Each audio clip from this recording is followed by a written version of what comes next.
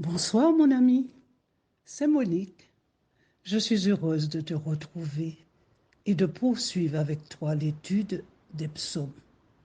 Hier soir, nous avons lu le psaume 24 dont le thème était juré. Ce soir, nous découvrirons ensemble le psaume 25, le thème qui craint Dieu. Pour terminer notre étude, je vous interpréterai le chant qui s'intitule Que vive mon âme à te louer. Chant de la communauté de l'Emmanuel. Mais juste avant, prions. Notre Seigneur et notre Dieu, nous te bénissons et nous te rendons grâce. Merci pour le souffle de vie. Merci pour la journée écoulée. Alors que nous allons lire ta parole, que le Saint-Esprit guide nos pas et nous aide à accomplir ta sainte volonté. Nous t'avons prié au nom de Jésus et pour ta gloire éternelle. Amen. Lisons le psaume 25, psaume de David. Éternel, j'élève à toi mon âme, mon Dieu en qui je me confie, que je ne sois pas couvert de honte, que mes ennemis ne se réjouissent pas à mon sujet. Tous ceux qui espèrent en toi ne seront point confondus. Ceux-là sont confondus qui sont infidèles sans cause. Éternel, fais-moi connaître tes voies, enseigne-moi tes sentiers, conduis-moi dans ta vérité et instruis-moi, car tu es le Dieu de mon salut. Tu es toujours mon espérance. Éternel, souviens-toi de ta miséricorde et de ta bonté, car elles sont éternelles. Ne te souviens pas des fautes de ma jeunesse ni de mes transgressions. Souviens-toi de moi selon ta miséricorde, à cause de ta bonté, ô Éternel. L'Éternel est bon et droit. C'est pourquoi il montre aux pécheurs la voie. Il conduit les humbles dans la justice. Il enseigne aux humbles sa voie. Tous les sentiers de l'Éternel sont miséricorde et fidélité pour ceux qui gardent son alliance et ses commandements. C'est à cause de ton nom, Éternel, que tu pardonneras mes iniquités, car elles sont grandes. Quel est l'homme qui craint l'Éternel? L'Éternel lui montre la voie qu'il doit choisir. Son âme reposera dans le bonheur, et sa postérité possédera le pays. L'amitié de l'Éternel est pour ceux qui le craignent, et son alliance leur donne instruction. Je tourne constamment les yeux vers l'Éternel, car il fera sortir mes pieds du filet. Regarde-moi et aie pitié de moi, car je suis abandonné et malheureux. Les angoisses de mon cœur augmentent. Tire-moi de ma détresse. Vois ma misère et ma peine et pardonne tous mes péchés. Vois combien mes ennemis sont nombreux et de quelle haine violente ils me poursuivent. Garde mon âme et sauve-moi, que je ne sois pas confus quand je cherche auprès de toi mon refuge. Que l'innocence et la droiture me protègent quand je mets en toi mon espérance. Ô Dieu, délivre Israël de toutes ses détresses. Amen. Dans ce psaume, comme tous ceux que nous avons déjà étudiés, nous retrouvons le psalmiste, fidèle serviteur de Dieu, dans une posture constante, laquelle, au moment des épreuves, mais pas que, puisque nous découvrirons plus tard des psaumes écrits et chantés à la louange et à la gloire de Dieu. Mais au moment de l'épreuve, il se tourne vers l'Éternel et lui confie son épreuve.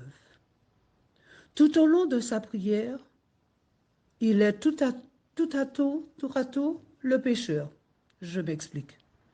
Quand il se place en position de pécheur, il reconnaît ses défaillances. Il implore la miséricorde de Dieu et lui demande le pardon de ses offenses. Il est l'opprimé qui clame son innocence et qui souhaite que justice soit faite, ou encore le juste. Deuxième posture, il est aussi l'homme juste qui reconnaît la toute-puissance de Dieu, je cite, « L'Éternel pardonne toutes mes iniquités. Sa bonté et sa fidélité sont éternelles. Sa miséricorde est éternelle. Tous ceux qui espèrent en lui ne seront point confondus. » Et dans ce psaume toujours, il prend la troisième posture. Il est le protégé de l'Éternel, non seulement lui, mais aussi tout le peuple de Dieu, puisqu'il termine sa prière au verset 22 en disant « Ô Dieu, délivre Israël de toutes ses détresses. » Revenons, si tu le veux bien, au verset 3. Le psalmiste dit, je cite, « Tous ceux qui espèrent en toi ne seront point confondus. Ceux-là seront confondus qui sont infidèles sans cause. » Amis, nous sommes invités à faire cette expérience. Au verset 4, il est dit, « Éternel, fais-moi connaître tes voies, enseigne-moi tes sentiers, conduis-moi dans ta vérité et instruis-moi. » Comme David, demandons à Dieu de nous instruire quand nous lisons la parole et demandons également de l'aide et du secours à l'Esprit Saint. Le verset 6. Souviens-toi de ta miséricorde et de ta bonté, car elles sont éternelles. Ne te souviens pas des fautes de ma jeunesse ni de mes transgressions. Souviens-toi de moi selon ta miséricorde. Alors, approchons-nous de lui, et il s'approchera de nous. Nous allons poursuivre par le verset 8. Verset 8. La bonté, la miséricorde de Dieu sont mis en exergue. Tout homme qui s'humilie devant l'Éternel, reconnaît humblement ses fautes, demande sincèrement pardon, obtient la grâce du pardon. Retenons pour terminer notre étude quelques bienfaits que nous livre ce psaume réservé à ceux qui le craignent. Je cite, et tu peux noter versets 3, 12 et 13. Je cite le verset 3. « Tous ceux qui espèrent en toi ne seront point confondus. » Le verset 12. « L'amitié de l'Éternel est pour ceux qui le craignent, et son alliance leur donne instruction. » Le verset 13. « Que c'est beau, son âme reposera dans le bonheur, et sa postérité possédera le pays. » Alors, que pouvons-nous faire sinon louer notre Dieu, louer l'Éternel? Que vive mon âme à te louer. Tu as posé une lampe, une lumière sur ma route. Ta parole, Seigneur, ta parole. Heureux ceux qui marchent dans tes voies, Seigneur. De tout mon cœur, je veux garder ta parole. Ne me délaisse pas, Dieu de ma joie. Que vive mon âme à te louer. Tu as posé une lampe, une lumière sur ma route. Ta parole, Seigneur, ta parole, Seigneur.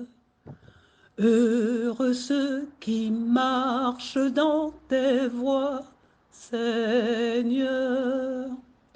De tout mon cœur, je veux garder ta parole. Ne me délaisse pas, Dieu de ma joie. Que vive mon âme à te louer.